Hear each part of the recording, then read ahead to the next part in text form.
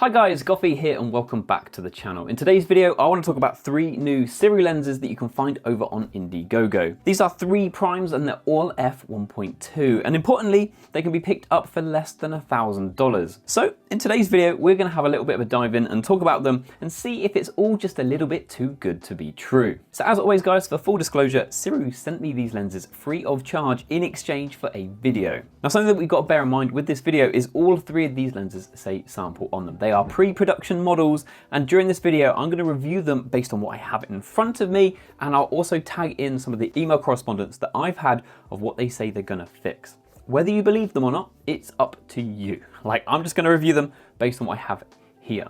Now in terms of today's video format, what we're going to do is I'm going to dive into exactly what we've got, and then I think we're going to have some fun. We're going to do the video format of the good, the bad and the ugly, and if you want to hop around the video, the timestamps are up on the screen. So first up then, what is it that we actually have here? Now when you open up the case and you open them for the first time, the lenses are shrink wrapped, which is a little bit of an odd unboxing experience, I must say. But when you actually open them up, you've got 3 lenses, a 23mm, a 33mm and a 56mm f1.2. So 3 pretty versatile focal lengths. Now in terms of the lenses themselves, they are known as the Sniper series, which definitely doesn't seem all that advertiser friendly, and I'm going to be avoiding that in the video title, which definitely seems like a bit of a, I don't know, just a bit of a faux pas early on. The lenses themselves all look pretty much identical. The only real giveaway of which lens is which is either the lens hood on the 56mm or the front element on all 3. Now in terms of the colours, this set is black, but you can actually get these in white as well. I think the white looks a little bit questionable personally, but the black set is the set that I've got here. So I think now we've got acquainted with exactly what we've got on our hands, let's dive into the good. So let's move on to the good things then. What are the good things about this set of lenses? And I think it's kind of hard to look past that price. Getting 3 primes at f1.2 with autofocus for less than $1,000 definitely seems like a good price point.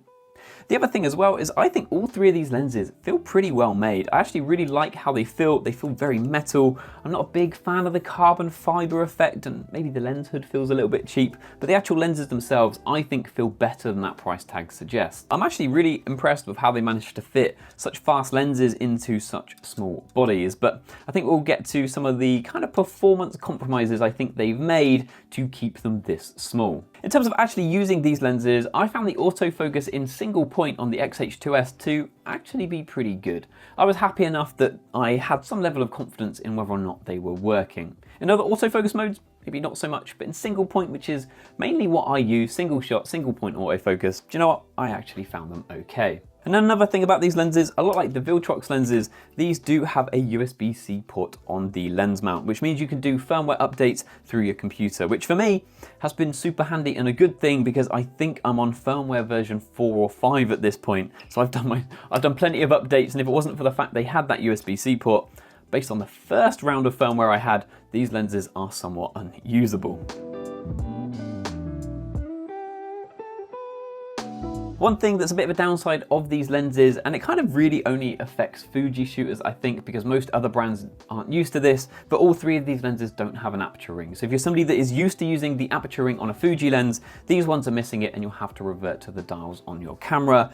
And to be honest, this also leads to another problem with some Fuji cameras that is yet to be fixed that we're going to talk about when we get to the ugly. In terms of wide open performance, all 3 of these lenses are really quite soft. The 33mm I think it is the worst by quite a way as well. The lenses seem to sharpen up in the center around f2, but for the corners to sharpen up, honestly guys, you're heading towards like f4. Now for me, that means I would never shoot these lenses wide open. I honestly think f2 is the quickest I would ever go unless I was really in a pinch and the softness didn't matter. Maybe if it was really dark and I was doing some like extreme ISO, and going to f1.2 meant that I could bring that ISO back down, because wide open, to me, they're not that usable. I mentioned earlier that the single autofocus was pretty good. Continuous autofocus and video autofocus I found to be very skitty. It like hunts around quite a bit. It does eventually get focus, but it doesn't feel like it gives me any confidence. Also, when you shoot these lenses wide open, the chromatic aberrations are pretty bad. I'm sure I've got some example images and I'll chuck them up on the screen so you can see them now. Something else that you just got to bear in mind with these lenses, because they feel so premium in the hand, and the f1.2, which I always think makes lenses feel more premium than maybe they are as well, is the fact that these lenses aren't weather sealed.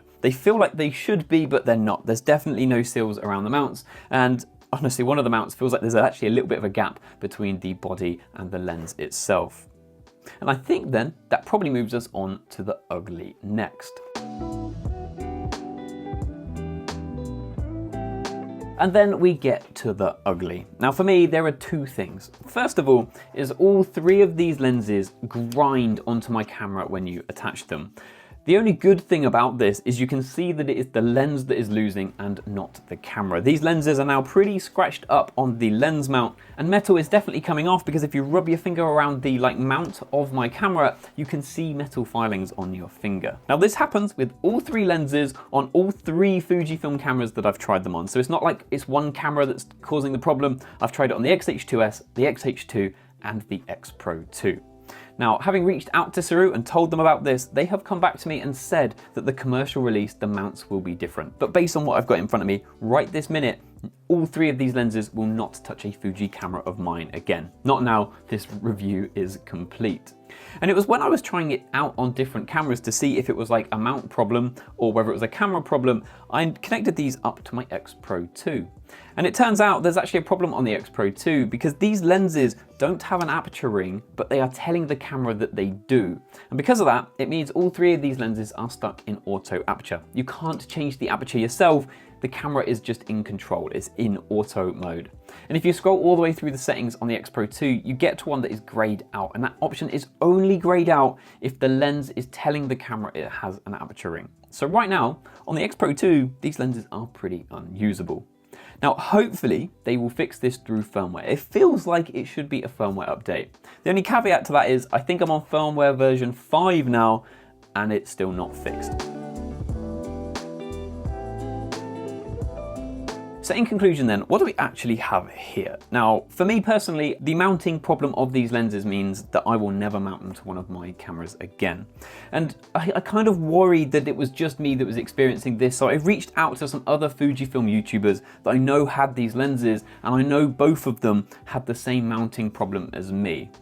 Let's pretend though that we live in a world where they do fix the mounts and they also fix the firmware so it works with cameras like the X Pro 2, which I think there's definitely some possibility that they will do that. I think at that point then, you're sat with three lenses that have a really nice build quality. They don't really feel all that Fuji because they don't have aperture rings, but importantly at F1.2 are still soft. I can't see how they'll ever fix that even for the commercial release. And for me, that means that I would only ever use these lenses at F2 or slower. And I think F2 is an important number because I think instead of these lenses, you could pick up the Fujifilm 23mm, 35mm and 50mm, the F2 Fujicrons used for less money than these. And for that you also get good reliable autofocus, they're sharp wide open, and they are also weather sealed and a lot smaller than these as well. I often think when it comes to lenses that there are three things and you can only ever have two of them. Those three things are affordability, performance and small size.